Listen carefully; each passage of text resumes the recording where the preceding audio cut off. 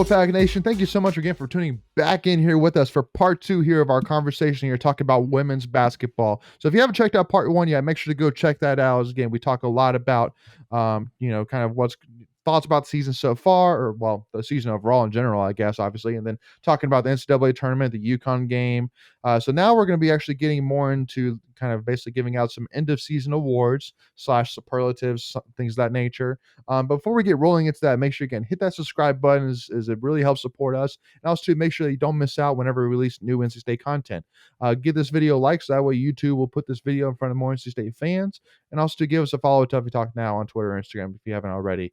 So jumping right into it. So again, we're giving out basically 5 awards today, and that's starting off with we're gonna do offensive MVP, then we're gonna do defensive MVP, then we're gonna do most improved. Then we're going to do one called Ice Woman, which basically is the most clutch player this season. And then we'll end it off with, well, we may just start off with the MVP probably, even though obviously MVP is kind of the biggest award, give or take. But I think it's, it's not really the biggest conversation. So maybe we'll just go ahead and knock out MVP to start this thing off. So, I think, we could all say in unison who the MVP is, obviously with Elissa Cunane. It's kind of one of those funny things though. And this is one thing I wanted to kind of talk about is that like when you kind of think about the season overall, you kind of think to yourself like, I don't really know if Cunane really had her best season. And just overall, like there's a lot of games this year where she really started off struggling games and then she would pick it back up, later in the game. But I mean, she still actually shot, believe it or not, she actually, so last year she shot 53.3% from the field. This year she shot 53.1% from the field. So, I mean, she still shot the ball generally the same, but in terms of points, so last year she averaged 16.3 points a game. This year she averaged 13.7. Last year, 8.3 rebounds. This year, 7.6 rebounds. And you say, well, she played a lot less minutes. Well, she actually only played on average 1 minute less this year than she did last year. So it's that basically that tells me that basically she shot the ball less this year than she did last year, which makes sense. I mean, obviously we've added a couple of pieces, and I mean, obviously with some of the other pieces, we're trying to get them more involved. So, I mean, that's that. So I guess this conversation for this point really isn't necessarily who's MVP, but more of kind of thoughts, in terms of Cunane's season in general. But I mean, she was still, first team All ACC, second team All American. So I mean, it's like we're really just nickeling and diming here. But that was just kind of one of the things I think throughout the season I was kind of thinking about was like, Cunane's not having her best season, but statistically, I mean, she's right there in general in terms of shooting the ball. So.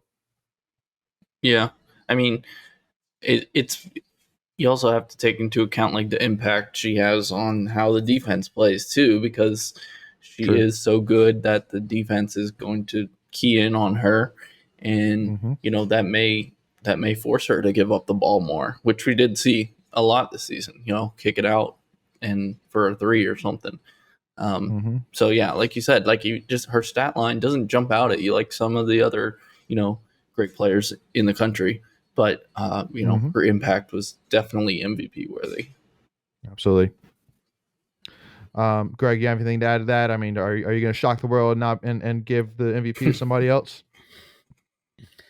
I mean, if I had to give it to someone else, I probably would give it to Kai Crutchfield. Really? I mean, if you're going to pick someone else, just everything that they mean. And obviously we'll get into some of the other things about her in some of the other categories, because I'm sure her name will pop up there. But just her all around game, just the way her calming presence, her lockdown defense, getting baskets when you needed them. Just again, if you're gonna pick someone other than Cunane, that would have been probably my choice.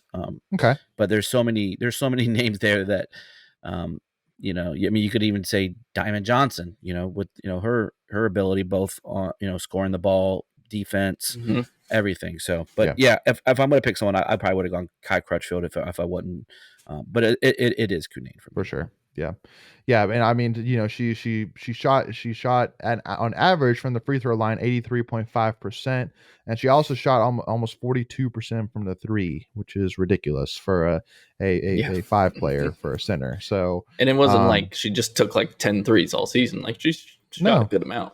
She shot a good amount of threes. So, yeah, no, absolutely. So, and one other point, which 13 to 31 to be exact. 15 or 31. Yeah. So, I mean, that's 13 to 31. 13 to Gotcha. 31. So yeah, I mean, that's a good number for a big person. Very impressive. No, because I mean, again, like look at like Aaliyah Boston, who just won the Naismith Player of the Year.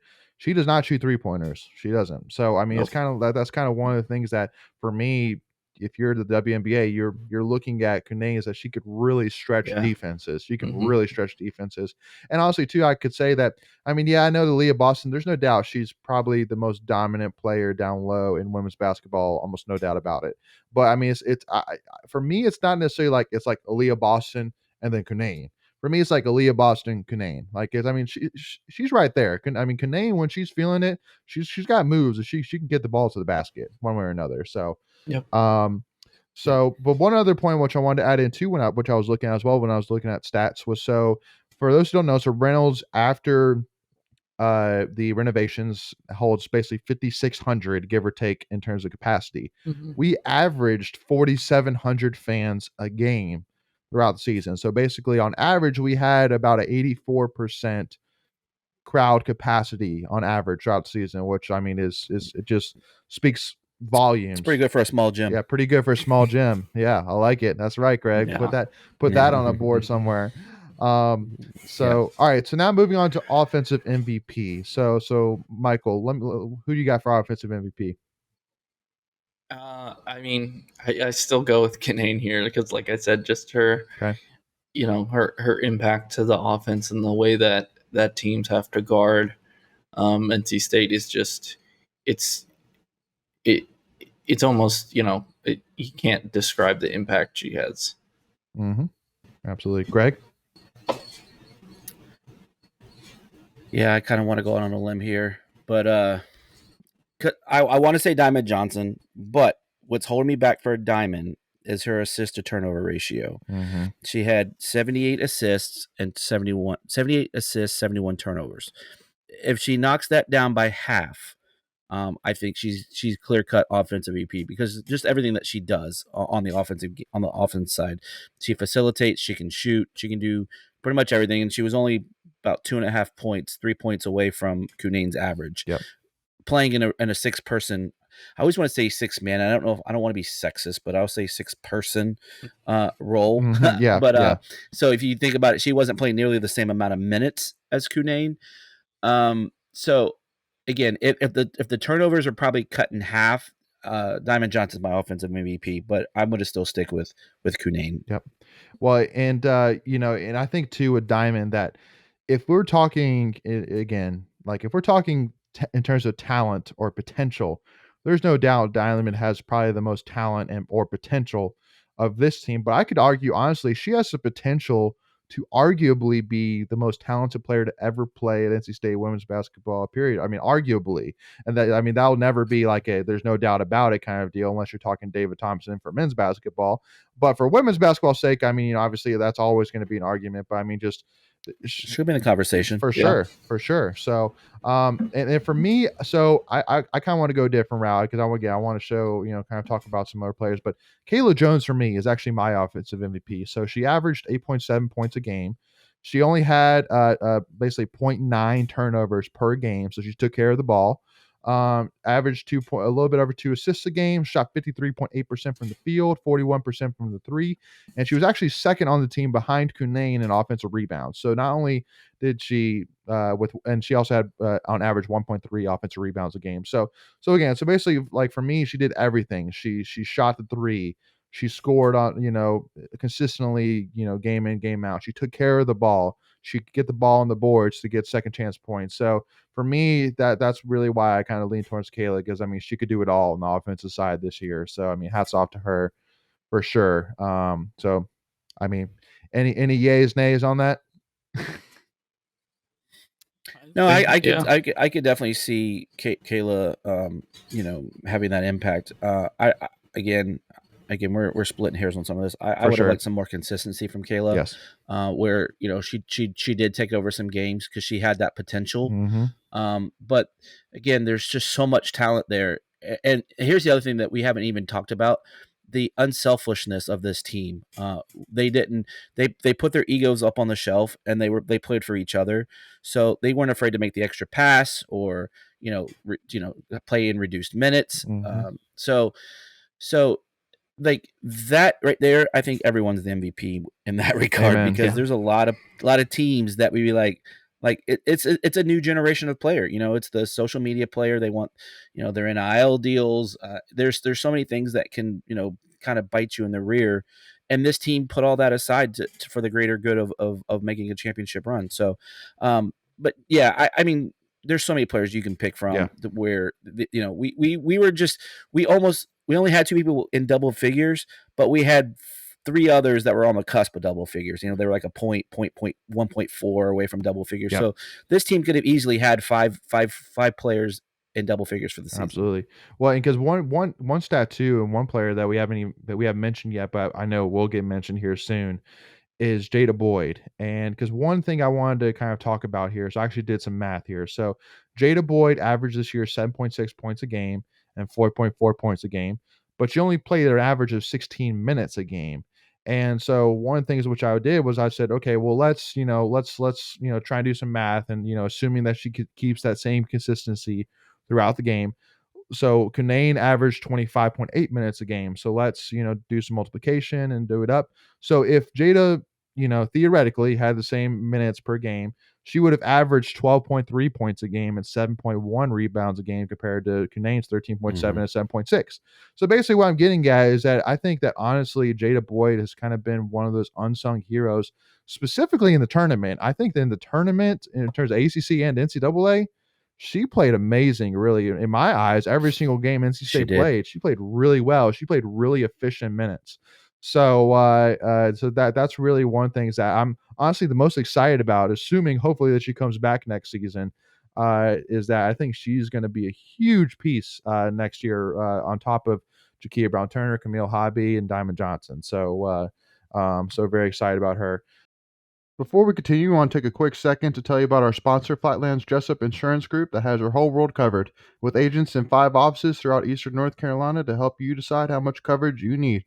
Offering policies for home and auto, recreational vehicles, commercial, crop, health, life, and employee benefits. They are able to combine options to find a comprehensive solution that works for you.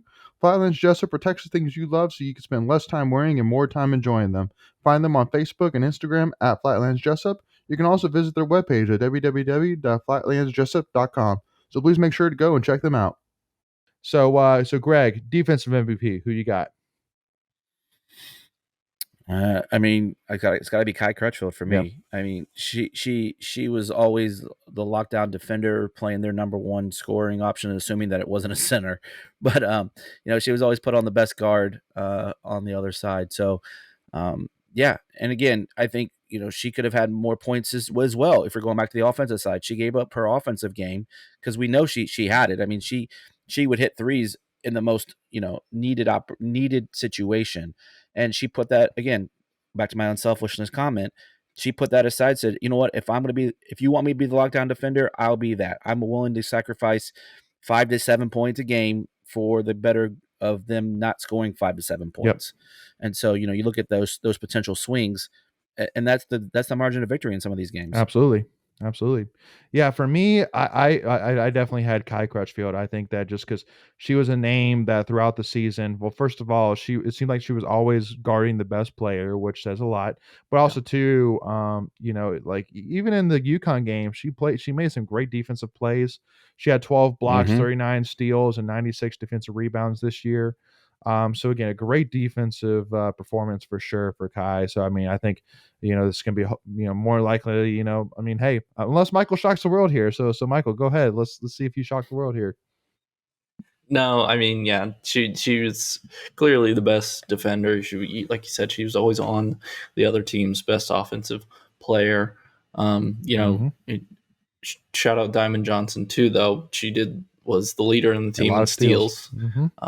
She had, I think it's 1.3 per game, and that's not even for the season. Not even playing a starting role as a sixth person. Yep. And but one more piece of praise though for Jada, which I got to give actually, is actually did some more math, and she actually had the most blocks per minute for the team, and she actually tied with Cunane for the most defensive rebounds per minute. So I mean, it's again just now again, I know you can't really put somebody up there that doesn't really play a ton of minutes, because I think that Kai had over 1,000 minutes of playing time, and Jada had probably Yeah. 600, something like that. So but I mean, just again, just wanted to kind of point out there that not only those stats I just put out on the offensive side, but on the defensive side as well. I mean, imagine her in a starting role. I mean, that's juicy for sure. That's exciting. To your point, Kai had 1,063 minutes and Jada was 497 okay, minutes. so even a bigger differential than I thought. Even more limited. So, that's right. Yeah. So again, that just speaks volume to what your stats were saying. Absolutely. All right. So moving on to most improved. So for me, I'm doing, of course, Diamond Johnson. And basically, how I did this is I compared the first game of the year compared to the last game of the year. And so when we played South Carolina, there's because basically for the games, I looked at two different things. Basically, what do the stats say, and what do the the on court performance say? And so in terms of stats, so versus South Carolina, she shot 2 of 12. She was 0 for 6 from the three, had 1 assist and 2 turnovers. Versus UConn, she was 3 for 6, 2 for 3 from the three, and 1 steal. So obviously not like, like, whoa, like, yeah, that's crazy difference. Like, but one thing I have to say is obviously with USC, when we played South Carolina, it was just clear that she was still in this mode of like, I have to be the team. I have to be Right. like I have to do it all myself. And like, but so I think that's basically what it was. It was basically just Diamond Johnson just not being used to, playing in like an environment where it's like, hey, I have people around me that are, just as good, if not better than I am. Like, shocker. And so, Right. but then also too, in the UConn game, you could see that she was settled in, but also two other things which I liked was, first of all, I mean, she made some key plays and some huge shots at key times. But also too, this other thing as well is that when we had the chance to win the game at the end of regulation, it wasn't Raina who had the ball. It wasn't Kai Crutchfield who had the ball. It was Diamond Johnson that was leading the play out, which I mean I think says a lot in terms of Westmore's growth and trust in her. So that's really for me why, I mean, for me, Diamond Johnson was the clear most improved player for me from start to finish. So, Michael, who you got? Yeah, I think I'm going to have to agree with you. I mean, it was just like you said, obviously she wasn't on the team last year, so you can't compare that. But, just from the beginning of the season to the end of the season, yeah, she took many, many leaps forward. And she's shown she's definitely going to be a star in the future. Yeah, absolutely. And because one other thing too, before I pass on to you, Greg, as well, that I want to mention is, I mean, it's kind of scary to think about, heading into next season, because obviously Diamond Johnson is going to be the lead point guard like Raina was this offseason. So I mean, I can't even like it excites me in my head thinking about an entire offseason where Westmore basically just sits down with Diamond and just like, like basically now she's gotten used to the offense, so now let's build on that. It's like that's so exciting. So Greg, I know you've been praising a lot for Diamond. I know Macon, even though he's not with us, he did a lot of praising for Diamond as well. So I'm assuming this is going to be a sweep on it as well. Yeah, I wanted to go Jakia Brown Turner, but I looked at her stats. Her stat lines were a little bit lower than last year. Again, and I just think part of that is because of the dynamics of this team was so good. I don't think she didn't look for her shot as much as she could have. So if I'm going to go most improved next year, that's probably who I'm going to probably go with. At least my preseason pick prediction. Yeah. But yeah, I think I'm going to have to stick with Diamond as well, just because this. So here's the other thing. It's really hard to find a most improved on this team. Like, that's how good this team was coming into this season. Yeah. So you really had to dig to try to, you got creative with yours, right, to try to come up with for Diamond. And so like this team was already loaded with all the seniors coming back, the super seniors. It was really hard to take that next step even more because we were so good. So yeah, I'll stick with Diamond there on that one as well. Yeah, and another name, like Greg said, I did have a hard time picking somebody, but I was also looking at Kayla Jones. She was just, her shooting percentage was improved. She was more efficient, less fouls, less turnovers per game. Overall, her stat like points and rebounds was down from last year, but so was a lot of people. Yeah. A lot of the players on the team. Exactly. Just I guess just the team dynamic between last year and this year. Yeah. But yeah, just efficiency wise, Kayla Jones improved. Yep. Absolutely. So to kind of round this thing off here, is our Ice Woman Award, and so basically what this award is basically who's in our opinion, is the most clutch player this season for the team, and it's not necessarily like a number of like who made the most clutch shots, or it's just basically in our eyes who was the most clutch player for this team throughout the season. So Greg, let me hand it off to you if you're okay with that. Yeah. Man, I really went back and forth with Raina and Kai on this one. In the end, I did give it to Raina because of her running the show and everything runs through her. Yeah. And so whether that's the perfect pass to get to an outlet to someone to shoot a three that was crucial, or obviously the play Notre Dame, and that was kind of my tiebreakers because everything ran through her. That's the reason I gave it to Raina over Kai. But they were, in my book, they were neck and neck. Yeah. Ooh, as I destroy my setup. Michael, who you going with? Yeah, I'm going with Raina too. I mean, like Greg said, she was just so steady as the leader of the team out there. Even the games we got down, UNC and Louisville. I don't think we come back without her and a leader like that on the floor. Yeah, absolutely.